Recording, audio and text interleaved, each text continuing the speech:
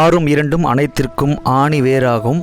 ஒரு 6 விஷயமோ ஒரு 2 வழிமுறைகளும் உங்களுடைய பிஸ்னஸில் நெட்வொர்க் மார்க்கெட்டிங் ஜேர்னியில் உங்களை ஒரு கிங் மேக்கராக உருவாக்கும் அப்படின்னா எப்படி இருக்கும் டியர் லீடர்ஸ்?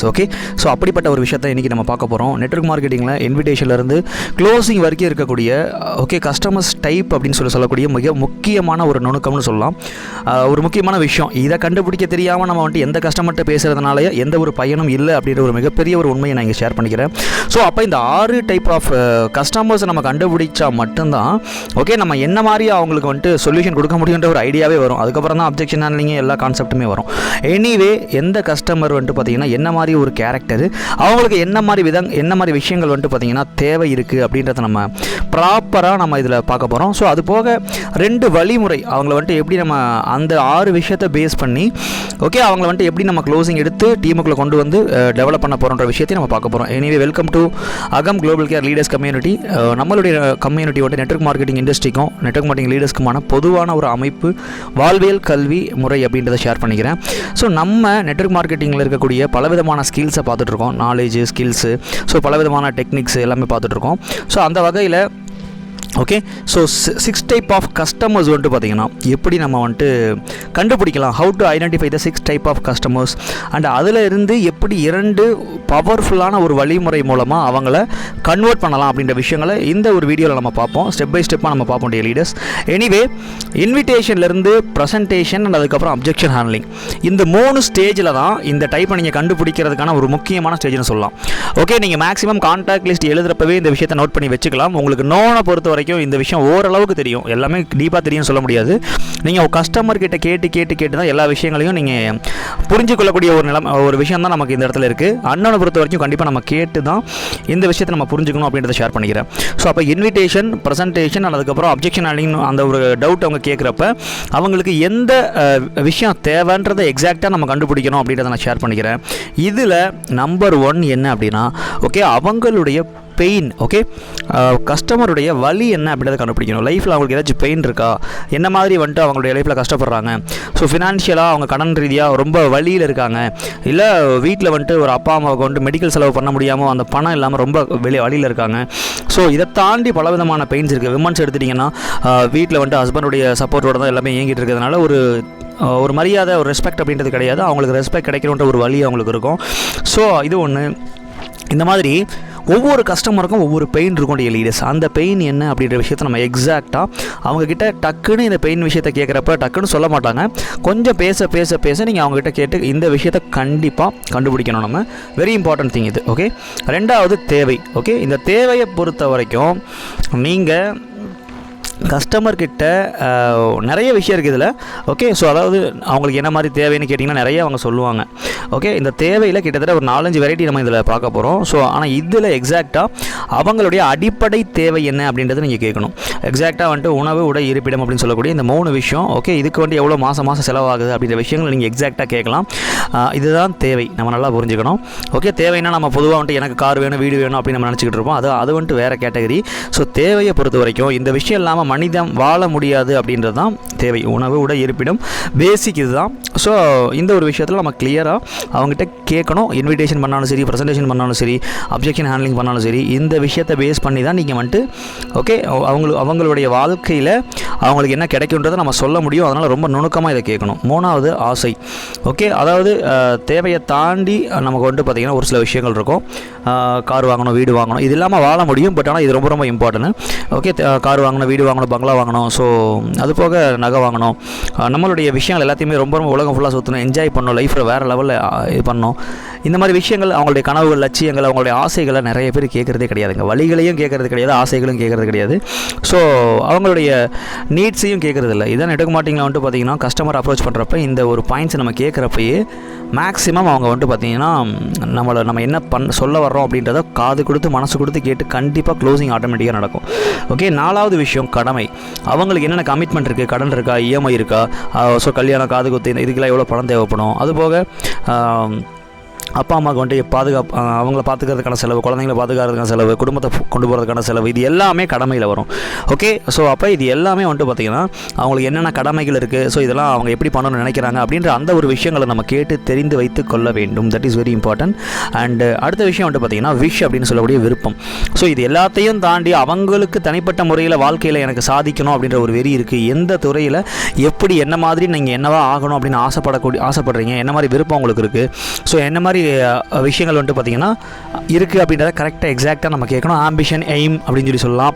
ஸோ அது போக ஒவ்வொரு ப்ரொஃபஷன்ஸ் அவங்களுக்கு பிடிக்கும். எனக்கு வந்து டீச் பண்ணுறது பிடிக்கும், எனக்கு வந்து டைரக்ட் பண்ணுறது பிடிக்கும், டான்ஸ் ஆடுறது பிடிக்கும், சிங் பண்ணுறது பிடிக்கும், ஸோ மியூசிக் பண்ணுறது பிடிக்கும். ஸோ அந்த மாதிரி மற்றவங்களுக்கு கற்றுக் கொடுக்குறது ரொம்ப பிடிக்கும், கற்றுக்கிறது பிடிக்கும். இந்த மாதிரி விஷயங்களை அவங்ககிட்ட நம்ம கேட்கணும்.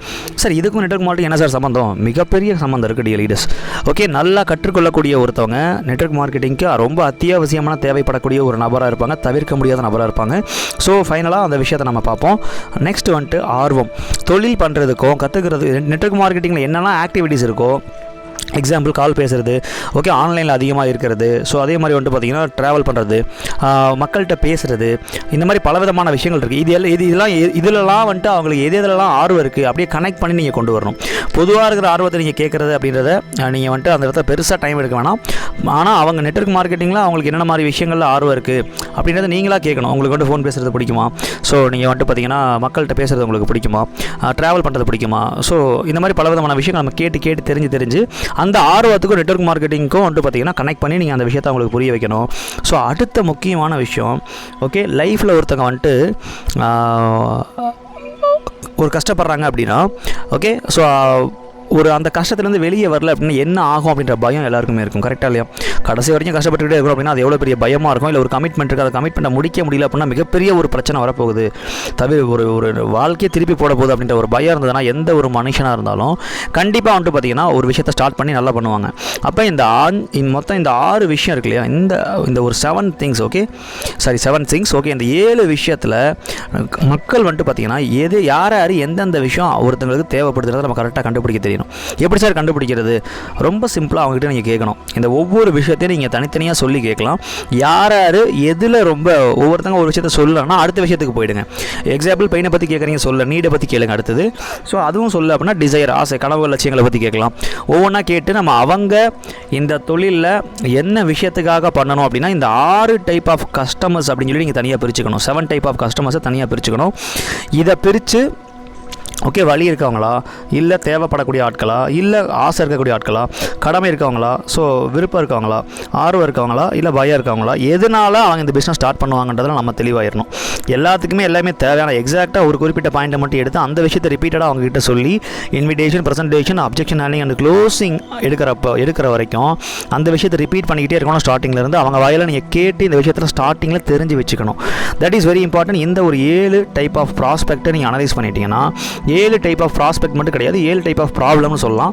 ஓகே, ஸோ அப்போ 7 டைப் ஆஃப் ப்ராப்ளத்தை பேஸ் பண்ணி மக்கள் தனித்தனியாக பிரிக்கப்படுகிறார்கள். ஸோ அதை பேஸ் பண்ணி நம்ம அடுத்த லெவல் வந்துட்டு பார்த்திங்கன்னா மக்களை பிரித்து அவங்களுக்கு 2 வழிமுறை மூலமாக சொல்யூஷன் கொடுப்போம். ஸோ டியர் லீடர்ஸ், இப்போ மனிதர்களுக்கு வந்துட்டு பார்த்திங்கன்னா மிகப்பெரிய அளவில் டிமாண்ட் இருக்க விஷயம் என்னென்னா பிரச்சனை தான். பிரச்சனை இல்லாத மனுஷனே கிடையாது. சாப்பாடு இல்லாத மனுஷன் கம்மி, ஓகே, ஸோ ஆசை இருக்கிற மனுஷனும் கம்மி. ஆனால் பிரச்சனை இல்லாத மனுஷன் எனக்கு தெரிஞ்ச ஒருத்தர் கூட இருக்க மாட்டாங்கன்னு நினைக்கிறேன். ஓகே, ரொம்ப ரேராக ஞானிகள், ரிஷிகள் இந்த மாதிரி தான் இருப்பாங்க. அப்போ அவ்வளோ டிமாண்ட் இருக்குது, ஆனால் சொல்யூஷன் கொடுக்குறதுக்கு ரொம்ப சப்ளை கம்மியாக இருக்குது. யாருமே சொல்லிக் கொடுக்குறது கிடையாது, இதை கற்றுக் கொடுக்குறதும் கிடையாது. அப்போ இந்த இடத்துல மக்களுடைய பிரச்சனைக்கான வேல்யூவை நீங்கள் நெட்வொர்க் பிஸ்னஸில் என்னென்னலாம் கொடுக்க முடியுமோ உங்கள் தொழிலில் ப்ராடக்ட் மூலமாக, பிஸ்னஸ் மூலமாக அல்லது அறிவின் மூலமாக நீங்கள் என்னெல்லாம் இந்த 7 விஷயத்தை பேஸ் பண்ணி ஓகே அவங்க பிரச்சனை அண்ட் காரணம் அதற்கான சொல்யூஷனை கொடுக்க முடியுமோ அதற்கு பேர் தான் மதிப்பு.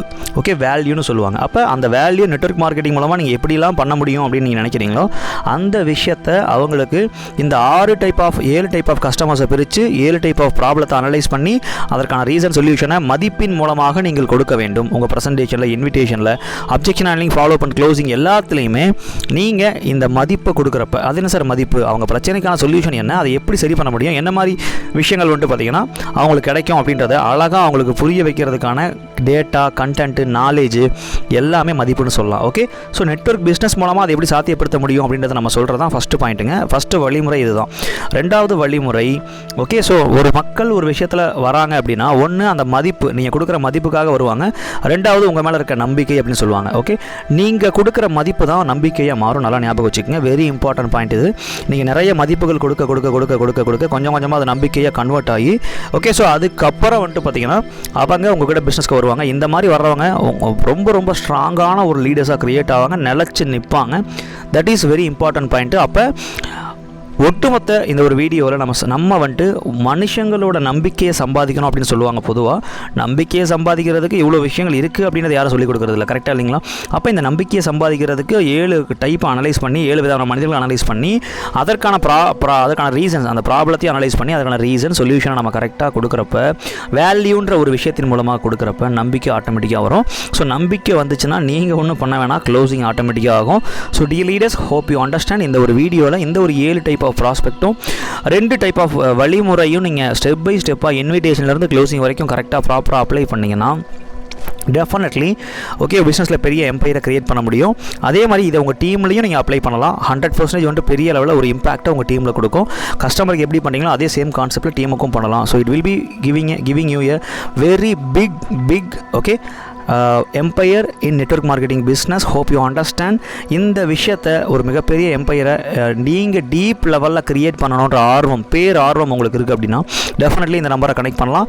நம்ம லீடர்ஸ் கம்யூனிட்டியில் ஓகே, ஸோ நிறைய ட்ரைனிங்ஸ் வந்துட்டு கொடுக்குறாங்க. ரொம்ப டீப்பர் லெவலில் ஒரு கம்ப்ளீட் நெட்வொர்க் மார்க்கெட்டிங் ட்ரைனிங் அப்படின்னு சொல்லலாம். லெவல் 1லேருந்து லெவல் 6 வரைக்கும் நியர்லி ஒரு 1 வீக்லேருந்து 3 years to 5 years வரைக்கும் ஒரு ஃபுல் பேக்காக வந்துட்டு ட்ரைனிங்ஸ் ப்ரொவைட் பண்ணுறாங்க. ஒவ்வொரு லெவல்லையும் உங்களை செலக்ட் பண்ணி தான் எடுப்பாங்க. நான் ஷேர் பண்ணிடுறேன்.